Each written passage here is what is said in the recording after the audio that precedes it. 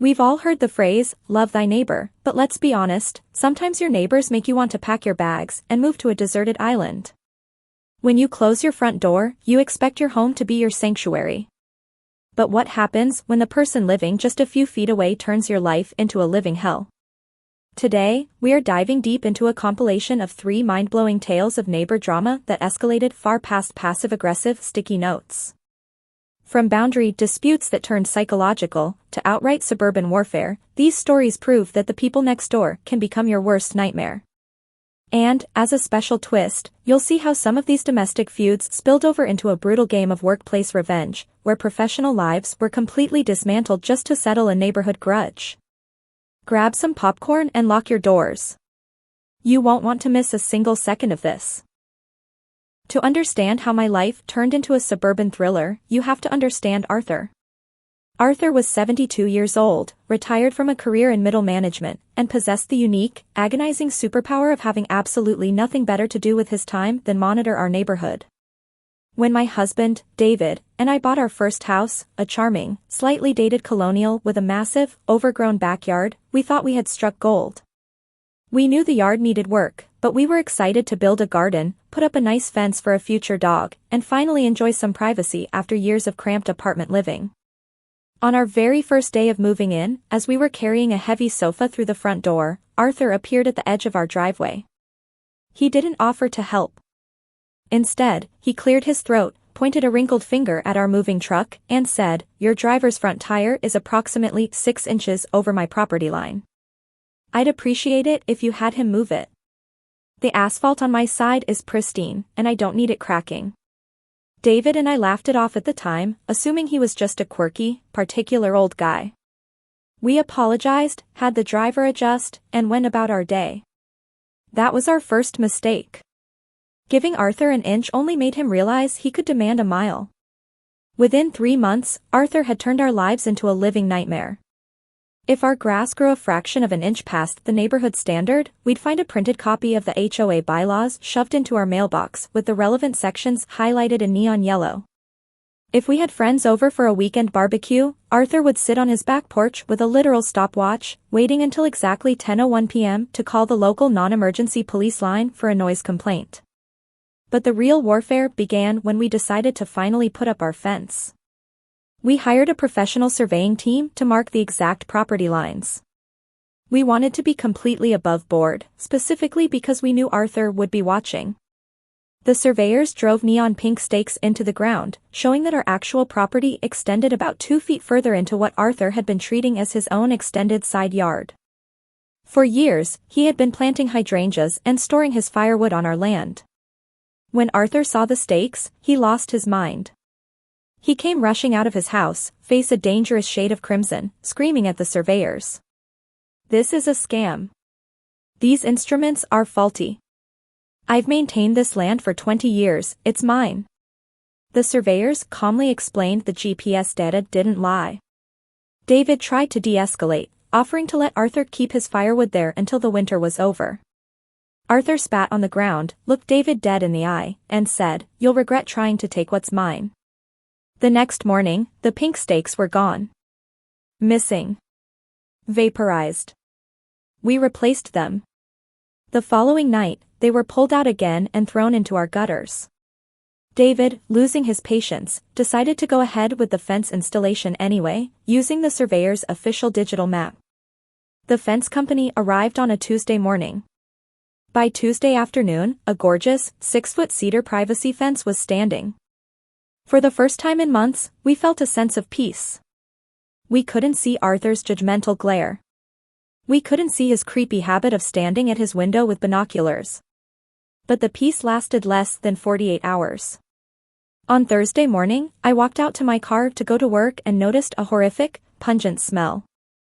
I walked along the side of our new fence and realized someone had poured gallons of chemical herbicide all along the base.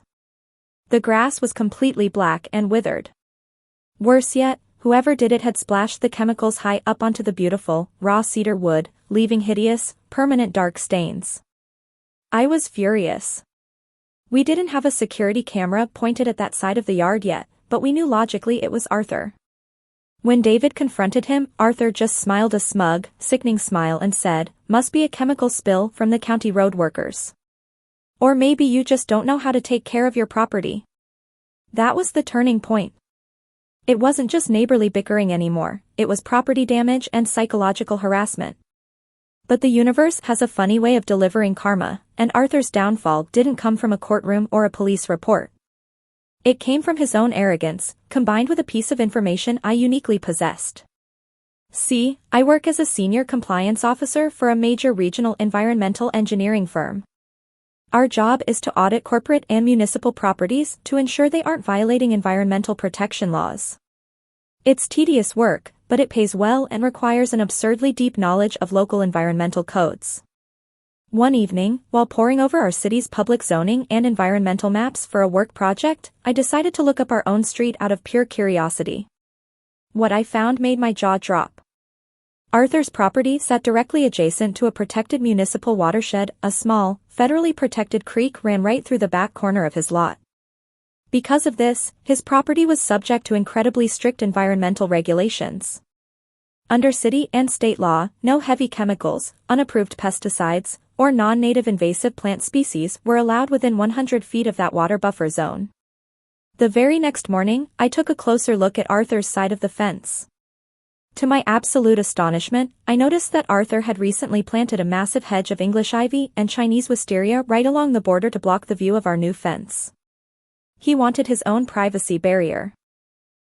Here's the catch: both English ivy and Chinese wisteria are classified as highly invasive, destructive species in our state. Planting them within a protected watershed zone carried a massive, non-negotiable civil penalty per day of violation. But that wasn't even the best part. As I inspected the area from our side of the property line, I noticed that Arthur had also dumped an enormous pile of old, treated railroad ties right next to the creek to create a makeshift retaining wall. Treated lumber contains creosote, a toxic coal tar derivative that is strictly illegal to place near running water because it leaches carcinogens into the water supply. Arthur had committed a massive environmental violation right in his own backyard, entirely out of ignorance and a desire to spite us. I didn't call the HOA. I didn't call the local police. Instead, I compiled a meticulous, 40-page environmental non-compliance report. I included high-resolution photos of the invasive species, water testing kits proving chemical runoff from his treated wood, and satellite maps pinpointing the exact coordinates of the watershed violation. I submitted the report directly to the State Department of Environmental Protection, as well as the city's Code Enforcement Division. Because it involved a federal watershed, they didn't just send a polite letter.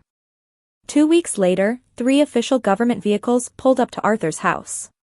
Men in high-visibility vests and clipboard-wielding inspectors spent 3 hours walking his property, taking soil samples, and photographing his illegal retaining wall.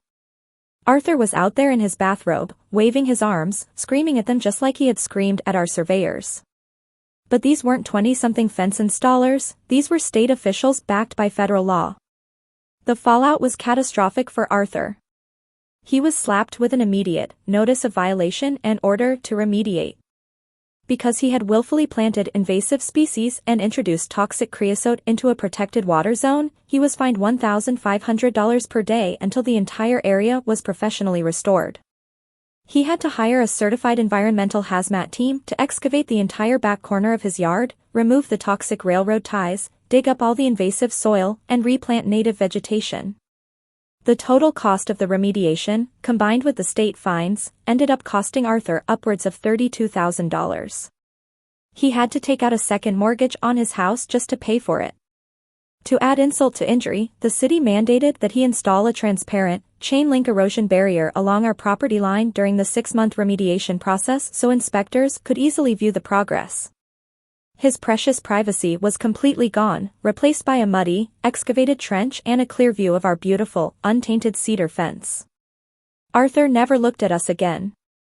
Whenever he came outside to get his mail, he kept his eyes glued to the pavement, completely broken by the financial and psychological weight of his own malice.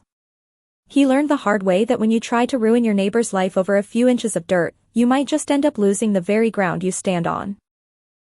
If you think a $32,000 fine for some illegal landscaping is intense, just wait until you hear this next one. Arthur was driven by petty bitterness, but our next antagonist was fueled by pure, unadulterated entitlement. It's one thing when a neighbor makes a mess of their own yard, but it's a whole different level of crazy when they decide your driveway, your peace of mind, and your actual livelihood belong to them. For this next story, we're shifting gears from suburban property lines to a crowded cul-de-sac where a parking dispute escalated into an all-out psychological war, and ultimately led to the exact kind of high-stakes workplace revenge I warned you about. Let's dive into story number 2. To set the scene, I live in a beautiful, tight-knit cul-de-sac. Because of the circular design of the street, driveway space is a premium, and street parking is even tighter. Most of us on the block have an unspoken gentleman's agreement: you park in your own driveway, and if you have guests, they park directly in front of your house without blocking anyone else's ingress or egress. It worked perfectly for 3 years. Then, the houses next door sold to Brenda. Brenda was a corporate executive at a mid-sized logistics company in our city. She drove a pristine, oversized white luxury SUV that she treated like a holy relic, and she had a personality to match: loud, demanding, and convinced that the world owed her a VIP parking spot. Brenda had a 2-car garage and a long, sweeping driveway that could easily fit 4 vehicles.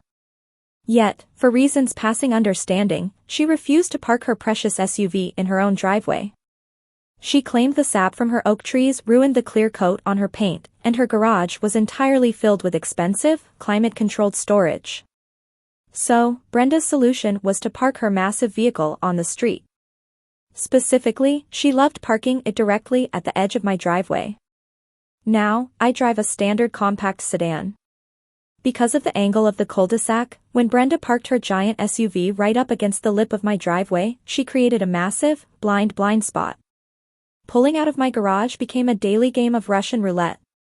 I couldn't see oncoming traffic, and because her vehicle was so wide, she frequently overlapped the apron of my driveway by a foot or 2, forcing me to drive onto my own lawn just to get out.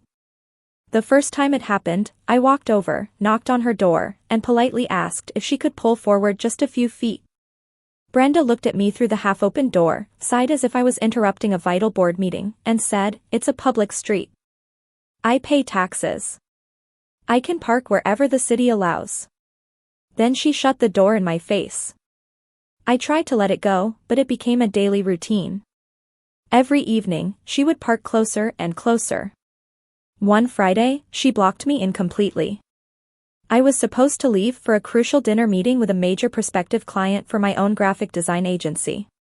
I knocked on her door, rang her bell, and even called out to her when I saw her shadow pass by the window. She deliberately ignored me. I had to take a $60 rideshare just to make my meeting on time, leaving my own car trapped.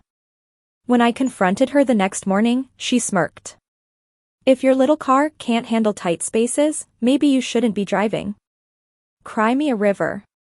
That smirk changed something inside me. I realized polite diplomacy was dead. I needed to understand exactly who I was dealing with, so I did a little digging. I knew she worked in corporate logistics, and with a bit of LinkedIn sleuthing, I discovered she was the newly appointed vice president of operations at a major regional distribution firm. As fate would have it, her company had recently put out a massive, multi-million-dollar request for proposal, RFP, for a complete corporate rebranding. And guess whose boutique design agency was one of the top 3 finalists actively competing for that contract? Mine. Brenda didn't know this because the RFP was being handled entirely by their chief marketing officer and the executive board.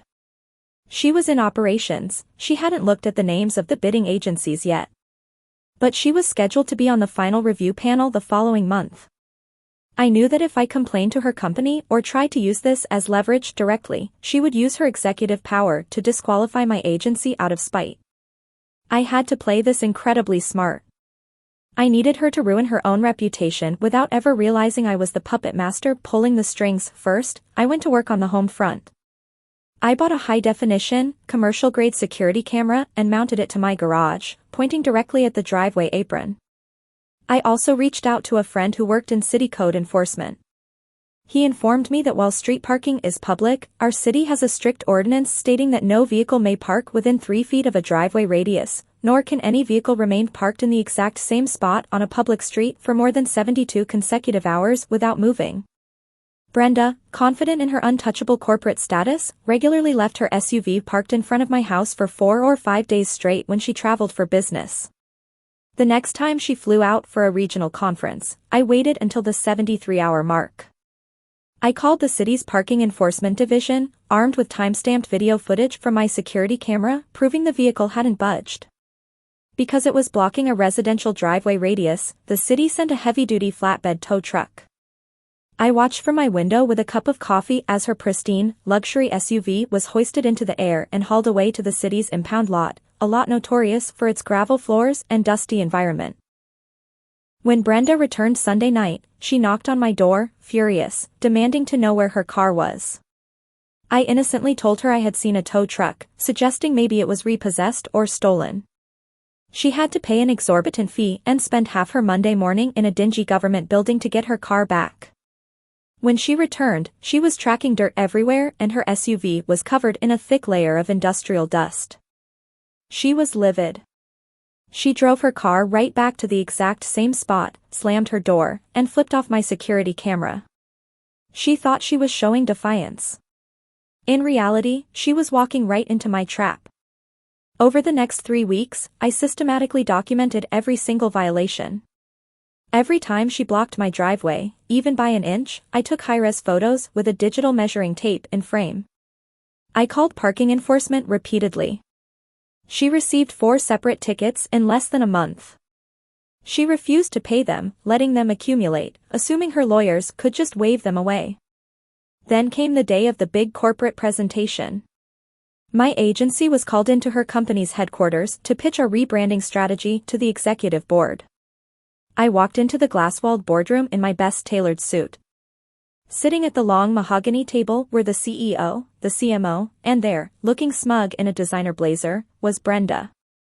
When Brenda saw me walk in carrying my presentation materials, her face went completely pale. The arrogant smirk vanished, replaced by an expression of sheer, unadulterated panic.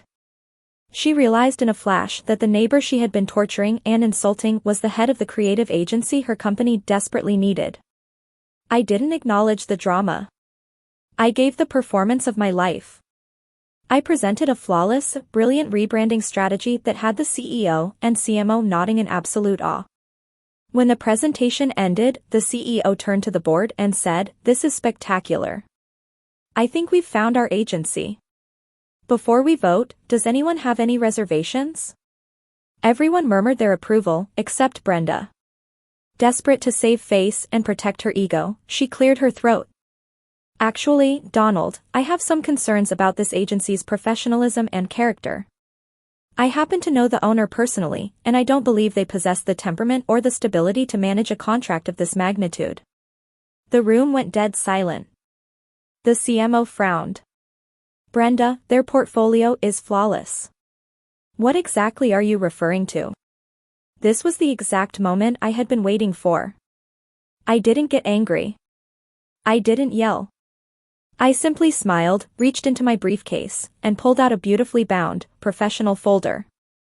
"I'm glad Brenda brought up character and professionalism," I said smoothly, passing copies of the folder to the CEO and CMO. "Because as an agency, we pride ourselves on radical transparency and adherence to compliance. I wanted to preemptively address any concerns by providing this." Inside the folder wasn't a business proposal. It was a comprehensive and meticulously formatted dossier of Brenda's behavior over the past 2 months.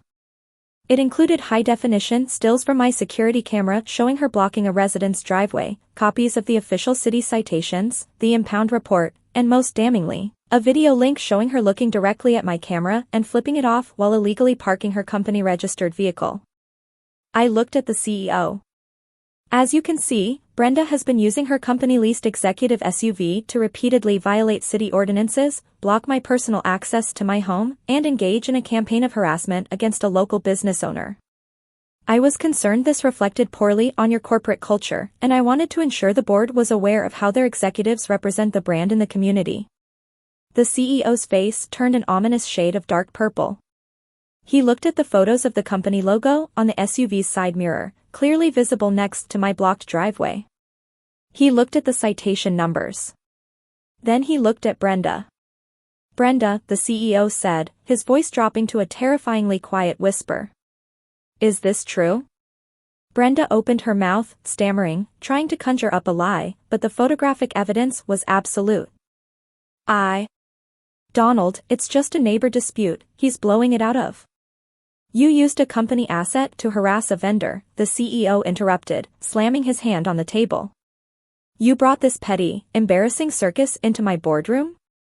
The contract was awarded to my agency on the spot. But the workplace revenge didn't stop there. Because the SUV was a corporate lease paid for by the company, Brenda's actions constituted a direct violation of their executive conduct policy and a misuse of corporate property. An internal audit was launched into her department. They discovered she had been fudging her travel logs to cover up the days her car was impounded and using company funds to try and pay off her initial parking fines. 1 week later, I was looking out my front window while working from home. I saw a corporate town car pull up to Brenda's house. 2 men in suits got out, met Brenda at the door, and demanded the keys to the luxury SUV. They stripped her of her corporate vehicle privileges on the spot. 2 days after that, she was officially terminated from her position as Vice President of Operations for gross misconduct and financial irregularities. Now, Brenda parks a heavily dented, 10-year-old sedan completely inside her garage, terrified to let even a tire touch the street. She won't even make eye contact with my house. She wanted to claim the public street as her own kingdom, but in the end, her arrogance cost her the corporate throne she used to look down on everyone else from. If there is one thing we've learned today, it's that entitled neighbors always think they can play dirty without getting their hands messy. Arthur lost his savings to the Environmental Protection Agency, and Brenda lost her executive title over a parking space. But our final story takes the cake. This isn't just about an encroaching fence or a blocked driveway. This is about a neighbor who tried to use their position of authority to actively sabotage someone's life, only to find out that the person they were targeting held the keys to their entire professional future. Lock in for our final, most explosive tale of suburban warfare and ultimate workplace revenge. To fully grasp the sheer audacity of this situation, you have to understand the layout of our properties. I live in a historic district where the houses are older, full of character, and sit on narrow but deep lots. My neighbor to the left was a man named Richard. Richard was a high-level regional director for a major commercial banking chain, a man who oozed an insufferable aura of superiority. He wore expensive suits, spoke to everyone like they were uneducated children, and possessed an obsession with controlling everything within his field of vision. My passion, on the other hand, is woodworking. I am a licensed structural engineer by trade, but in my spare time, I restore antique furniture and build custom cabinetry in a detached, fully permitted workshop studio at the very back of my property. I spent thousands of dollars soundproofing the structure, installing heavy insulation and industrial-grade acoustic panels so that the hum of my table saws and planers wouldn't disturb a soul. For 2 years, I worked in peace, completely undetected. That changed when Richard decided to build a massive, elevated wraparound deck on the back of his house. Because of the elevation, his new deck looked directly down onto my backyard and into the high clear-story windows of my workshop. Almost immediately, the complaints began. It started with text messages. Richard had gotten my number from a neighborhood watch flyer. Your workshop lights are an eyesore. Turn them off by 8 p.m.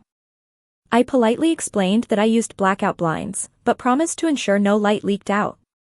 Then came complaints about the noise. I can hear a faint vibration from your tools while I'm trying to enjoy a Pinot Noir on my deck.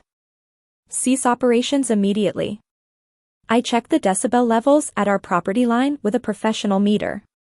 It registered at less than 40 decibels, quieter than a library whisper. I was completely within city compliance. When I politely shared this data with him, Richard didn't take it well. He replied, "I don't care about your little meter. I am a director at a major financial institution. My comfort takes priority over your hobby. Stop, or I will make your life incredibly difficult." I ignored him. I had a right to use my property. That was when Richard decided to go nuclear. He didn't just call code enforcement, he weaponized his professional connections. Richard happened to sit on the board of a local civic preservation society that worked closely with the city's historical zoning commission. Over the next month, I was bombarded with official city notices. I was cited for unauthorized commercial activity in a residential zone, historical aesthetic violations, and structural integrity concerns regarding an unpermitted outbuilding. Richard had used his influence to trigger an aggressive, deep-dive audit of my property. I had to take days off work to present my original, approved blueprints, engineering certifications, and permits to the city council to prove everything was entirely legal. While I successfully cleared my name and beat the citations, the process cost me thousands of dollars in legal consultation fees and weeks of pure, unadulterated stress. When I saw Richard on his deck the weekend after the hearing, he raised his wine glass to me and smirked. He knew he couldn't legally tear down my workshop, but he wanted to bleed me dry financially and emotionally until I quit. But Richard made one fatal, catastrophic mistake. He forgot that the corporate world is incredibly small, and in the engineering field, reputation is everything. A few months later, my engineering firm was approached by the corporate headquarters of Richard's banking chain. They were planning a massive, multi-million-dollar expansion, building a state-of-the-art regional headquarters, and completely renovating 15 local branches. Because of my senior standing and my specialization in historic structural preservation, my firm appointed me as the lead principal engineer and project auditor for the entire contract. My job: to review the structural viability, zoning compliance, and local environmental impacts of their proposed sites. I was also tasked with auditing the internal regional operations reports to ensure the local branches were physically and legally compliant before construction could begin. When I received the corporate roster for the project kickoff meeting, my blood ran cold with anticipation. The regional director overseeing the local branch acquisitions and structural upkeep was none other than Richard. The kickoff meeting was held via a high-level corporate video conference with the bank's executive vice presidents in New York. When Richard logged into the call and saw my face, sitting next to the partners of my engineering firm, his jaw literally dropped. The color completely drained from his face. He looked like he had just seen a ghost. I kept my demeanor entirely professional, greeting him by his title. But as the project progressed over the next few weeks, I began my audit of his regional branches. And what I discovered was an absolute goldmine of corporate negligence. Richard had been cutting massive corners to make his regional budget look incredibly profitable, ensuring he received his hefty annual bonuses. In 3 of the downtown branches he had recently renovated, he had completely bypassed the Historical Preservation Society's strict permitting process, the exact same process he had weaponized against my workshop. He had authorized structural modifications to load-bearing walls in historic buildings without obtaining the mandatory seismic retrofitting permits required by state law. Worse yet, I uncovered internal memos where Richard explicitly told his project managers to skip the city's structural inspection phase to speed up the grand openings. He had actively endangered bank employees and customers just to look good on paper. I didn't confront him. Instead, I compiled a comprehensive, undeniably damning structural and compliance audit report. I laid out every single unpermitted modification, every bypassed inspection, and the massive liability exposure he had created for the banking chain. I calculated that correcting his illegal corner cutting would cost the bank over $2 million in retroactive structural reinforcing and city fines. I delivered the report directly to the bank's chief risk officer and the executive board. The reaction was swift and merciless. The bank immediately halted the multi-million-dollar expansion project and launched a full-scale internal forensic investigation into Richard's entire regional division. The following Monday, I happened to be working from my home studio. I had my workshop windows open, enjoying a quiet morning, when I heard slammed car doors. I walked out to my backyard and looked up. Through the trees, I could see Richard's driveway. 2 corporate security guards and a human resources representative from the bank's headquarters were standing outside his house. They escorted Richard to his front door, holding cardboard boxes filled with his personal belongings. He had been summarily fired for gross corporate negligence, breach of fiduciary duty, and creating massive structural liability for the company. Because of the nature of his termination and the millions of dollars he cost the bank, his professional reputation in the financial sector was completely obliterated. His corporate accounts were frozen pending a legal investigation into financial mismanagement, and his elite standing in the community vanished overnight. A month later, I noticed a for sale sign hammered into Richard's front yard. He could no longer afford the mortgage on his luxury historic home, let alone the upkeep on his massive, elevated deck. On the day he was packing up his moving truck, I walked out to the edge of my property line. I was holding a beautifully crafted, custom wooden cutting board I had just finished making in my quiet, fully permitted workshop. Richard looked over at me, his eyes hollow, dark circles weighing down his face. He looked at my workshop, then down at the ground. He didn't say a word. He just climbed into the cab of the moving truck and drove away, leaving behind the neighborhood he tried so desperately to rule that it's truly mind-blowing how far some people will go just to satisfy their own entitlement. Whether it's Arthur weaponizing property lines, Brenda trying to claim a public street, or Richard abusing his corporate influence, these stories prove one undeniable truth: when you try to tear down your neighbor's life, you might just end up dismantling your own. Workplace revenge is a dish best served with meticulous documentation and a flawless understanding of compliance. But now, I want to hear from you. Have you ever had a neighbor from hell who tried to ruin your life? Did you ever get the ultimate revenge, or did you have to pack up and move away? Let me know your craziest stories in the comments below. I read every single one of them. If you loved these stories and want to hear more deep dive compilations of dramatic updates, malicious compliance, and pro-revenge, make sure to hit that follow button and subscribe. Until next time, keep your boundaries secure and keep your cameras rolling.